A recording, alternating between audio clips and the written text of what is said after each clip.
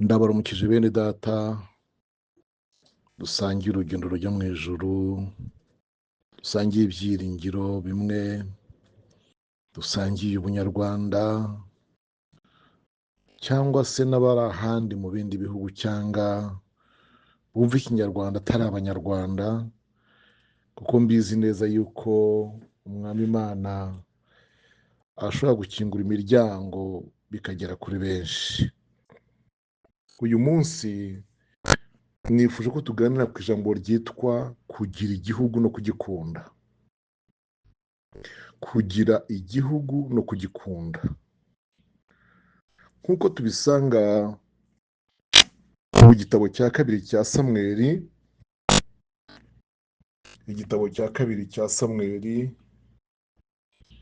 igice cyaho cya 7 umurongo wa 10. Igitabo cya kabiri cya Samweli, igice cyaho cya 7 umurongo wa 10. Dusome twumve ko ijambo ry'Imana tubwira. Uwo murongo uravuga ngo, kandi nzatoraniriza ubwoko bwanjye bwa Isiraheli ahantu mpabashinge bahature, haba habo bwite, batazimuka ukundi, kandi abanyabyaha ntibazongera kubaburabuza nk'ubwa mbere. Imana ishimwe. Iri jambo dusomye narikuyemo amagambo 5 y'ingenzi. Nzatoraniriza ubwoko bwanjye ahantu, iryo ni rimwe. Irya kabiri, mpabashinge bahature. Irya gatatu, haba habo bwite. Irya kane, batazimuka ukundi. Irya gatanu, kandi bazongera kuburabuzwa. Aya magambo yombi cyangwa se yose ari mu murongo umwe wasezeranyaga ubwoko bwa Isiraheli kugira ahantu habo bwite, igihugu cyabo. Ndibuka nibwira ko ari ku nshuro ya mbere njya muri Isiraheli, kuko ntabwo ngiye rimwe. Ku nshuro ya mbere njya muri Isiraheli naganiriye n'umuyuda watwigishaga, dore ko iyo inyigisho rusange zarangiraga ukamusaba ko mwaganira by'umwihariko yarabikwemereraga. Icyo gihe naganiriye nawe, namubajije ibintu byinshi. Namubajije hariya hantu uriya mugezi Ezira yagezeho abantu bakiriza ubusa ahava, icyo singitindaho. Ariko noneho tuganira kuri aya magambo musanga muri Ezekiyeli 37, yose avuga iby'amagufwa yumye yabaga yari mu kibaya. Ndibuka ko icyo gihe yansobanuriye buriya buhanuzi mubona mu kibaya cy'amagufwa yumye. Tuvuga kuma kw'amagufwa, tuvuga umuyaga wahushyemo amagufwa akegerana, igufwa rigasanga iryaryo. Tugera ku kintu cyo guterwaho imitsi n'inyama, tugera ku kintu cyo koroswaho uruhu, tugera mu kintu cyo guhuhwamo n'umuyaga, maze ibyara imirambo bikabyuka bikaba abantu bakirema inteko. Icyo gihe yarambwiye ngo nubwo twe tubibona nk'ubuhanuzi tutamenya icyo ari cyo, ariko bo babwirwaga ko bazava ahantu batataniye. Icyo kintu cyo kuva ahantu batataniye niryo gufwa ryarimo ryegera iryaryo. Bibiliya ivuga kwegera iryaryo, ntabwo ari ukwegera irindi, ahubwo igufwa ryasangaga iryaryo. Kuva aho umuntu ari, aho yatataniye n'ubwoko bw'Imana bwa Isiraheli, akava iyo ngiyo aho yabiye mu gihugu cyari kimutunze yaragihungiyemo, gutahuka kwabo bose kwari ukwegerana kw'amagufwa. Icya kabiri, ambwira yuko iriya mitsi, guterwaho imitsi, ni installation hydraulique et électrique. Ni ukubona amazi no kubona umuriro. Hanyuma ambwira ko koroswaho inyama ari ukwihaza, bakagira ibiribwa, bakagira ibibatunga. Kandi koko pe, Isiraheli igira ibiryo mu bihugu nagenzemo ku isi nicyo gihugu nasanzemo ibiryo kandi byiza ubona bya kinyarwanda, reka mvuge gutyo, batarya ibintu barya ibiryo bizima nyine bizima kandi bivuye mu mirima, ibitonore bizima bivuye mu murima, inyanya nzima bisaruriye, ibitoki, ibirayi byose. Icyo koroswaho uruhu ni ukugira igihugu kandi kikagira umupaka. Uruhu rushushanywa na limite cyangwa se frontiere, imipaka. Igihugu kikagira ahantu kigarukira kandi kikagira ubwirinzi. Arabinganiriza, numva uburyo baryohewe kandi bakanezerwa no kugira igihugu. Imana ishimwe cyane. Duhereye ku muntu wa mbere Imana yaremye ari we Adamu, mu Itangiriro igice cya 2 umurongo wa 8 dusanga hari ijambo rivuga ngo ni uko Uwiteka Imana imukebera ingobyi. Iri jambo imukebera ingobyi, gukeba, ijambo gukeba ubwaryo kuva kera keretse wenda abana bato, ariko abantu bakuze bararizi. Iri jambo gukeba ryasobanuraga guha umuntu isambu, guha umuntu igikingi. Umusozi akaba ari munini, ahantu ari hanini, ari ugasanga umutware, umuyobozi arajya gukebeye ahantu aguhaye ahawe. Imana ikebera Adamu hariya ahantu kwari ukugira ngo imuhe ahantu ye ahabe. Urareba nawe umuntu wari uri ku isi ari umwe, ariko Imana imuha ahe, arahatura. Niho yabyariye abana be Kayini na Abeli n'abandi n'aba Seti. Hanyuma Kayini nawe amaze gukura iragenda imutuza ahantu hitwa Inodi, nk'uko tubibona mu Itangiriro igice cya 4 umurongo 16 kugera ku 21. Tera nawe atura aho bita muri Uri y'Abakarudaya, ari naho yabyariye Aburahamu. Hari mu gice cya 11 cy'Itangiriro tubona gukwirakwira, noneho gukwira mu isi kw'abantu. Cya gihe Imana ibatataniriza mu isi yose, bagatatanira mu isi hose. Itangiriro 11 byabera ahitwa ku munara w'i Babeli. Ahanga najya ngumbaho icyitonderwa. Hari igihe kinini cyashize hariho isi nka globe, nk'umubumbe, isi, ariko ibihugu yagiye bitanga nyuma ibiha abantu. Yesu adufashe cyane. Yagiye bitanga nyuma ibiha abantu. Isezeranya Aburahamu na Isaka na Yakobo ku rubyaro rwabo izaruha igihugu, nk'uko tubibona mu Itangiriro igice cya 15 umurongo wa 12 kugera ku wa 15. Yabwiye Aburahamu ngo urubyaro rwawe ruzamara igihe rurabasuhukiye mu gihugu kitari icyabo, ariko igihe kizagera mbaho icyabo gihugu. Haleluya.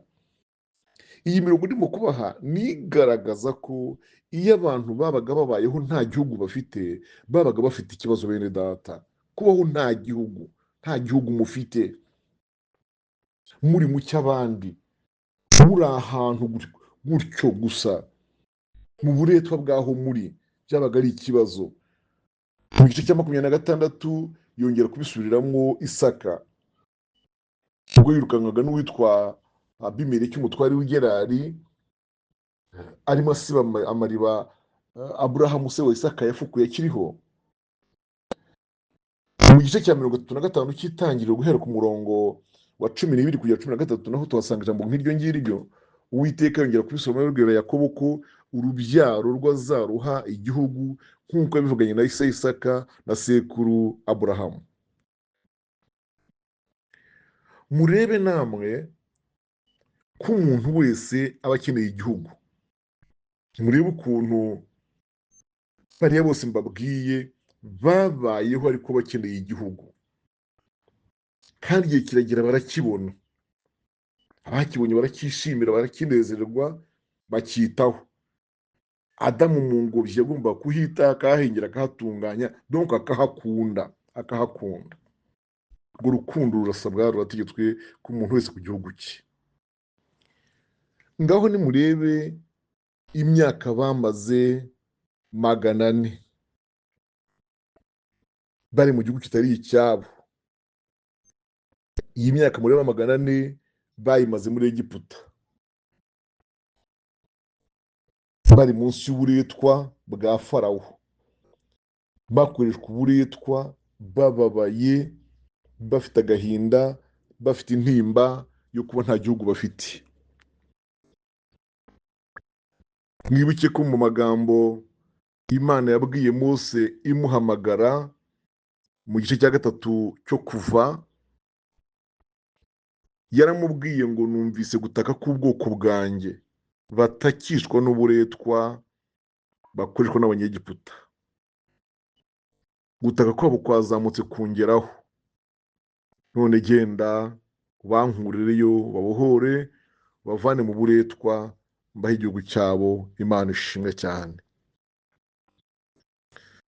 Hari ikindi gihe biraye bararangara, ntibubaha Uwiteka, baramusuzugura, bamusimbuza igirwamana, barabiramya, barabisenga, babitambira ibitambo, byoseza imibavu. Imana irarakara, ikibirukanamo, bajyanwaho iminyago n'umwami w'i Babuloni Nebukadinezari. Kandi Imana ibikora yabibamenyesheje, yabibateguje, irababwira utumva mukabije agasuzuguro, mukabije ubusinzi, mukabije ubusambanyi, murakabije kuramya ibigirwamana, mwibagiwe amaboko n'imbaraga nakoresheje mbakura muri Egiputa, ku bw'ibyo rero ndabatanze. Mugiye kugenda mujyanweho iminyago n'umwami w'i Babuloni, muzamarayo imyaka 70, muzajya kuvayo mwongeye kwibuka imbaraga nakoresheje mu kubacungura. Hanyuma koko nk'uko Imana ibivuze, Nebukadinezari araza arabatwara n'ingabo ze z'Abakaludaya, bamarayo imyaka 70. Ariko bantu b'Imana, bwoko bw'Imana, mu kuvayo bazamukayo ku ngoma y'umwami witwa Kuro w'Umuperesi, murebye indirimbo baririmbye muri Zaburi y'126, ahavuga ngo ubwo Uwiteka yagaruraga abajyanyweho iminyago b'i Siyoni, ngo twari tumeze nk'abarota, twari tumeze nk'abari mu nzozi. Uwo munsi iminwa yacu yari yuzuye ibitwenge, indimi zacu zazuzuye indirimbo.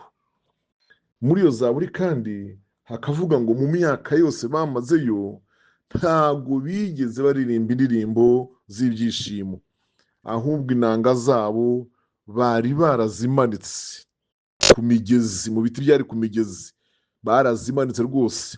Ndetse ngo abantu b'i Babuloni bajyaga baza kubashakaho indirimbo z'ibyishimo, z'umunezero, ngo bakorere ka konseri, babakorere ka festival, maze banezerwe. Ngo Abisirayeli bakabahakanira bati oya, twaririmbira dute indirimbo z'Uwiteka mu mahanga? Twaririmbira gute indirimbo z'Uwiteka mu bunyage? Twaririmba gute turi muri ubu buretwa? Ntibishoboka, tuzaririmba tugeze iwacu.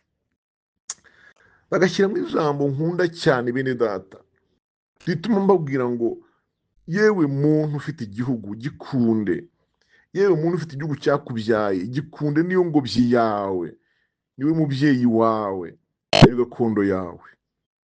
Basoresheje ijambo rivuga ngo Yerusalemu we, ninkwibagirwa, ururimi rwanjye ruzafatane n'urusenge rw'akanwa. Ninkwibagirwa Yerusalemu, ukuboko kwanjye kw'iburyo kuzibagirwa gukora. Ninakwibagirwa, urutugu rwanjye ruzafatane n'ijosi. Ninkwibagirwa nkakurutisha ibindi binezeza byose. Muvandimwe, mushiki wanjye, mwene data, icyakunezeza icyo ari cyo cyose, ubukire bwose wageraho ubwo ari bwo bwose, ujye umenya ko nta kintu na kimwe cyiza cyakurutira gutunga igihugu cyawe, kugira igihugu cyawe. Motherland. Hari umunyarwanda wabihimbyemo indirimbo, iyo ndirimbo ndabizi, wenda wa kera murayizi, yari mu Gifaransa, ariko tuyishyize mu Kinyarwanda tugenekereje yaravuga ngo igihugu cye yavukiyemo ngo ni igihugu gito cyane, ngo kitari kure ya ekwateri, ngo ariko kitagera ku nyanja, ngo ni agahugu gato rwose, ngo ariko aragakunda, ngo nubwo kagira abaturage bake cyane, ngo ariko aragakunda, maze agashyiraho inyikirizo, ibyo mwita ngo ni refrain, ivuga ngo mon joli demeure, tu es mon paradis que Dieu m'a choisi. Mon joli demeure, tu es mon paradis que Dieu m'a choisi. Gahugu kanjye mbamo, buturo bwanjye, aho mbarizwa, aho ntura, aho nduhukira, niwe paradizo yanjye Imana yanteguriye. Nuko iyo ndirimbo ivuga, irimo udutero nka dutatu ariko twiza cyane. Niyo mpamvu abahanga bavuga ngo patriotisme, iryo jambo patriotisme riva kuri patrie rikabyara icyo bita patriote. Patriotisme ni urukundo umuntu akunda igihugu cye. Patrie rero bigasobanura igihugu kikubyara. Umupatriote bikaba umuntu ukunda igihugu. Bibiliya ivuga iki ku gukunda igihugu, twongeyeho no kugisengera? Bibiliya ivuga ko igihugu cyawe ari cy'Imana iguheramo gakondo yo mu isi. Ndabizi ko dufite gakondo mu ijuru. Umuririmbyi w'108 mu gitero cya 3, gakondo yacu iri mu ijuru ku Mana yacu, ariko tukiri mu isi, ku butaka, igihugu kikubyara nicyo ugiramo gakondo, nicyo ugiramo itongo, nubwo iryo jambo ari ikirundi, ariko itongo ubundi bisobanura isambu. Nicyo ugiramo ahantu hitwa iwanyu.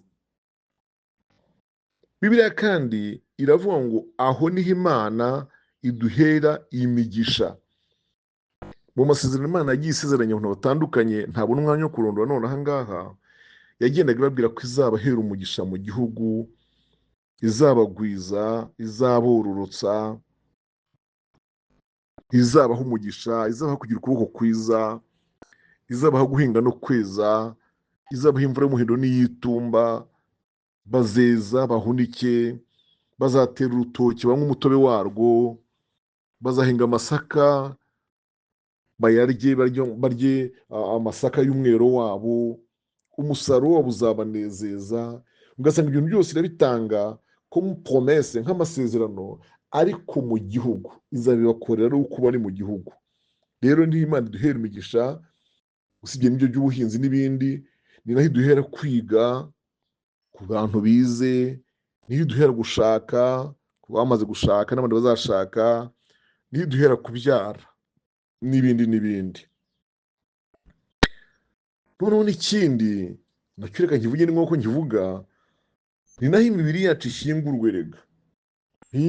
Niho dushyingurwa, aho hantu twita gakondo yacu, ni naho dushyingurwa. Iyo turangije urugendo niho dushyingurwa. Niyo mpamvu muzabona hafi ya buri gihugu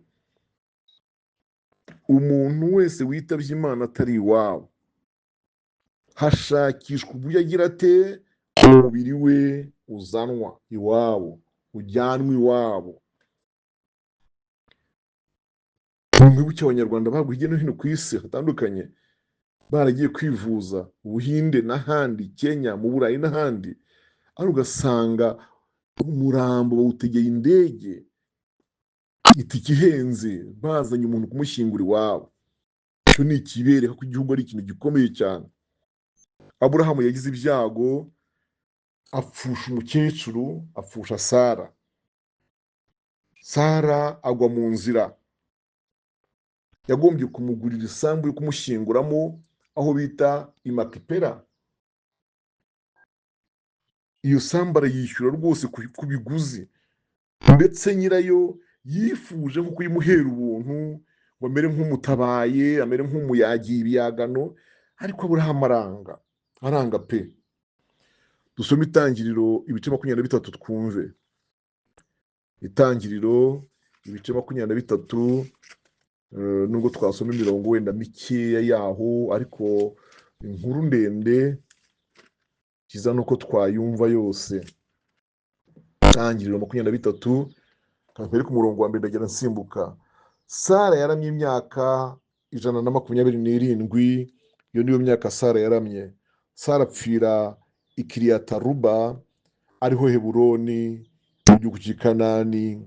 Aburahamu aza kuborogera Sara amuririra.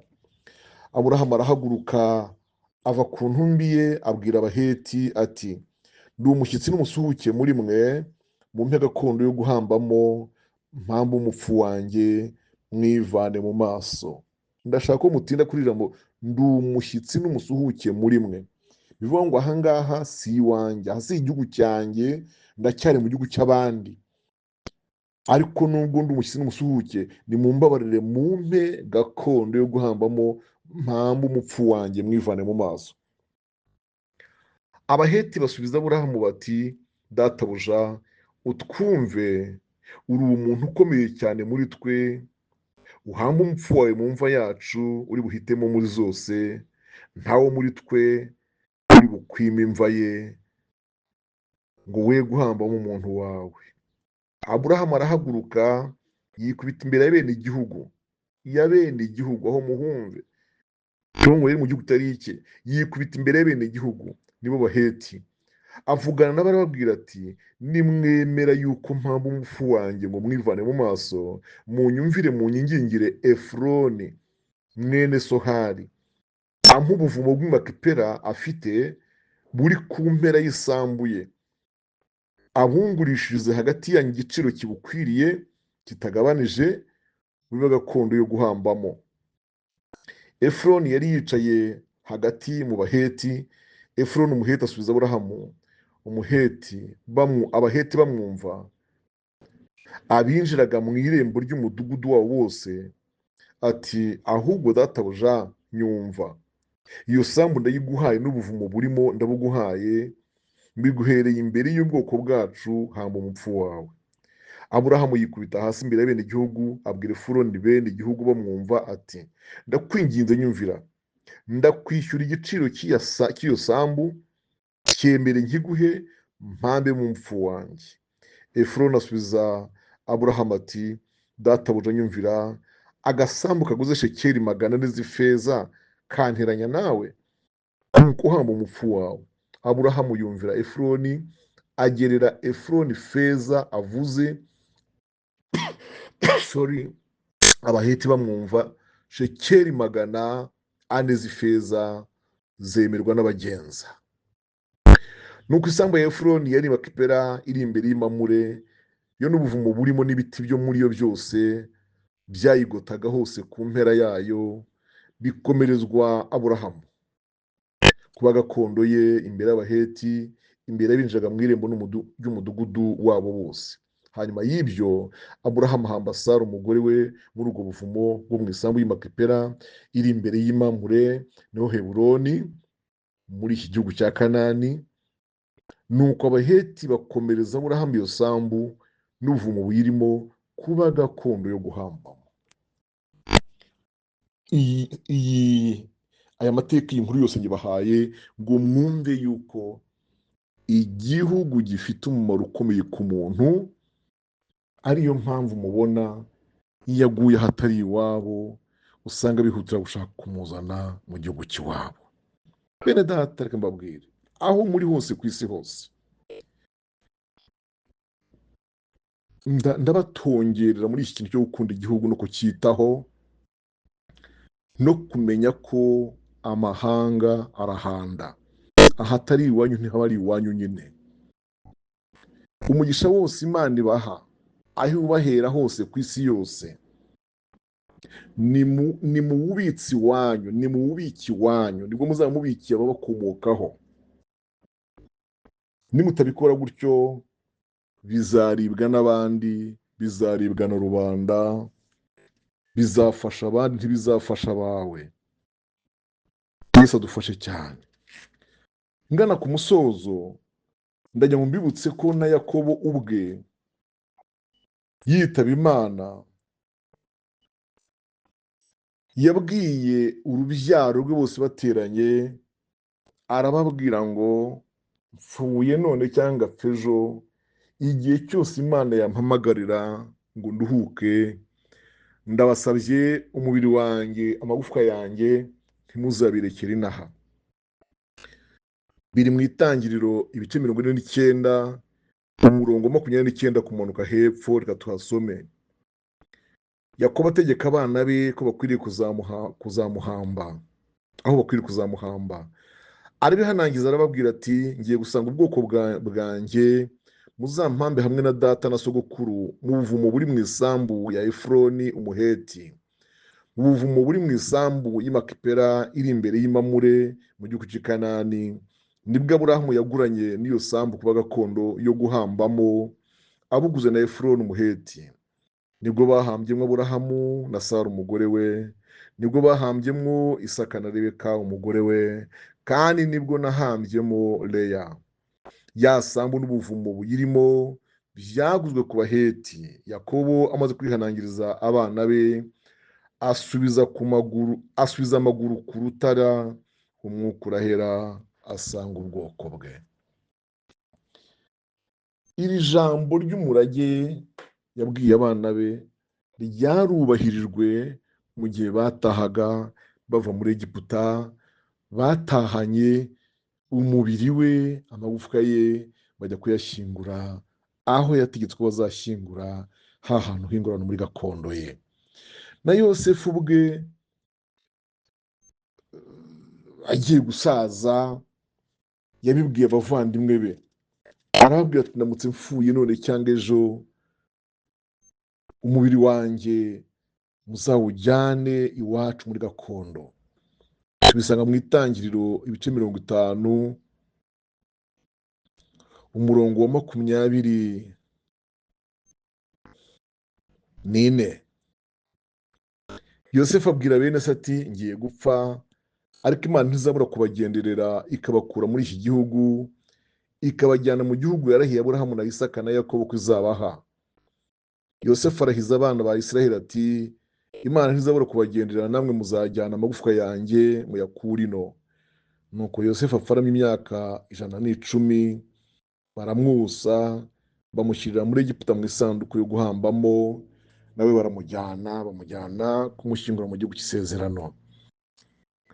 Ngubu ubwiza bw'igihugu, nguyu umumaro w'igihugu.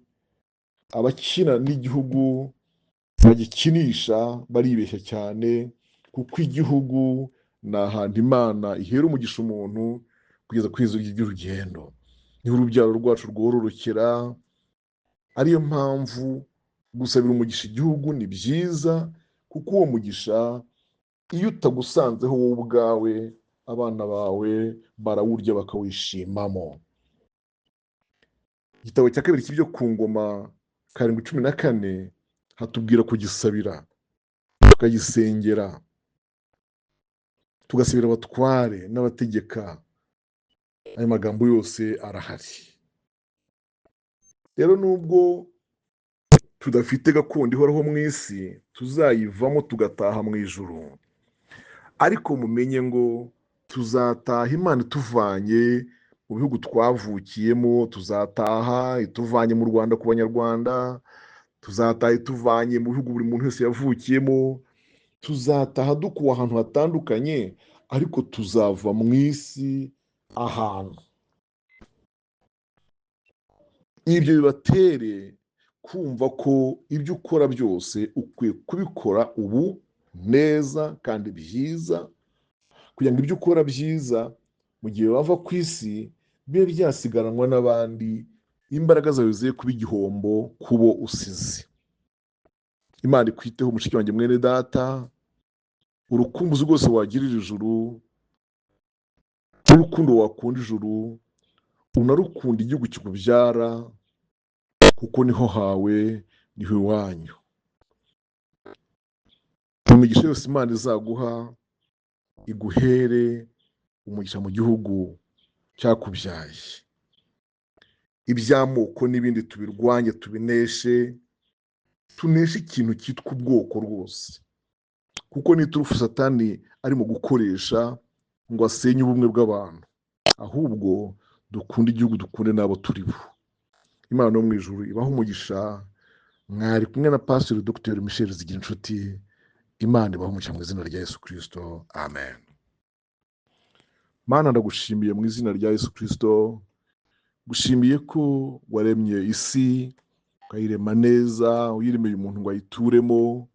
Niho haye abatubanjije kororoka, niho Adamu yororokeye, Kayini niho yororokeye, na ba Lameki n'abandi na ba Seti, niho ba Enoshi na ba Enoki bororokeye, niho Nowa yororokeye amaze kurokoka ku mwuzure n'abana be batatu, Shemu na Hamu na Jafeti, niho Aburahamu yororokeye n'abamukomokaho n'abandi kuva icyo gihe kuri urwo rubyaro kugeza uyu munsi wa none, ibisekuruza n'ibisekuruza. Wagiye utanga igihugu ku bantu, kandi buri bantu uhaye igihugu cyabo ukabategeka kugikunda no kucyitaho. Nuko kubwo kugikora no kugikunda igihugu kikaba cyiza, kandi hari aho tubona ibihugu byangirika byangijwe n'ababituye, naho biba byiza bigirwa byiza n'ababituye.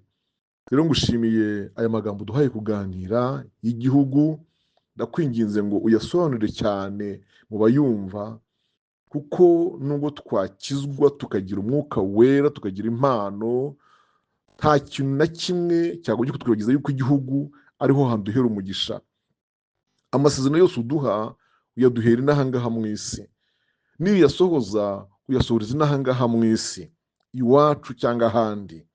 Ariko nta kintu cyaruta ko amasezerano y'umuntu asohozwa akayishimana n'umuryango we mu gihugu cye, kandi umugisha Imana imuhaye akawusangira nabe mu gihugu cye.